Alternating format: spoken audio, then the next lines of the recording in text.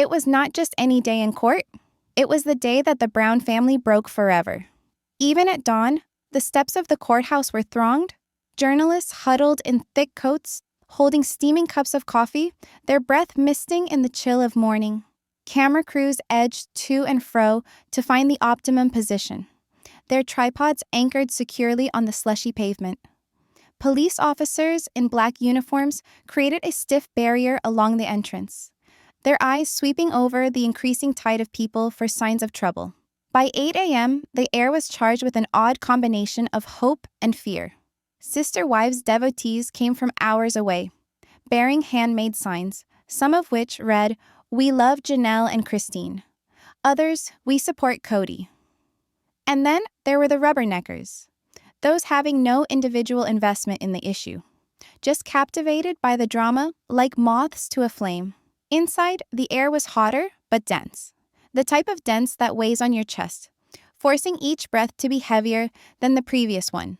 Every seat in the gallery was occupied. Wooden benches creaked under the weight of fans hunched over, stretching for a better glimpse of the aisle where the Browns would emerge. A typical hum of whispering filled the air. "Do you think he's guilty?"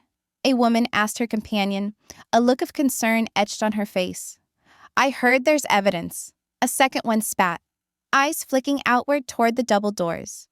Periodically, a cough would shatter the cadence or the sound of the leather soles scraping against the shiny floor. But nothing could dispel the tension that clung to the air like fog that wasn't there.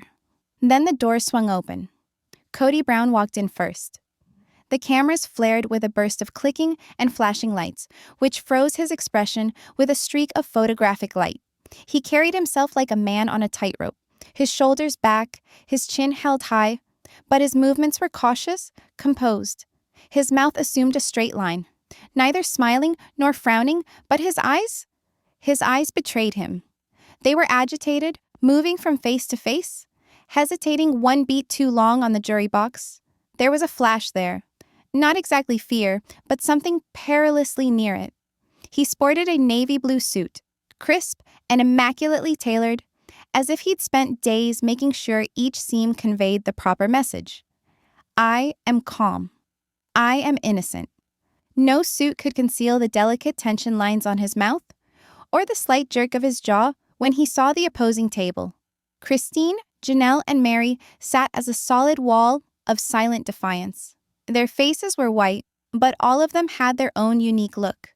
Christine's jaw was clenched, her fists folded on the table, knuckles white as she pressed her hands down hard. Janelle's eyes were locked on Kody, unchanging and unflinching, as if challenging him to gaze back at her. Meri's expression was harder to read, not entirely anger, not entirely sadness, but something more layered, like a storm cloud caught between lightning and rain. And then there was Robyn.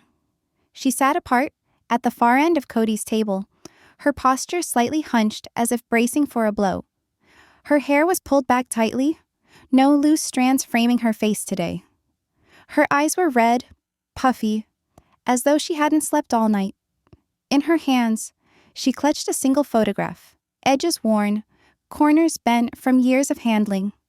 She held it so tightly, her knuckles had gone pale. No one spoke. The silence was crushing, louder than a scream, heavier than a yelled accusation. Even the reporters were quiet now, their pens poised over notepads, waiting. A security guard shifted his weight in the back, the leather of his belt squeaking softly, and that one sound was deafening in the silence. The judge came in, his black robe fluttering a bit as he climbed onto the bench.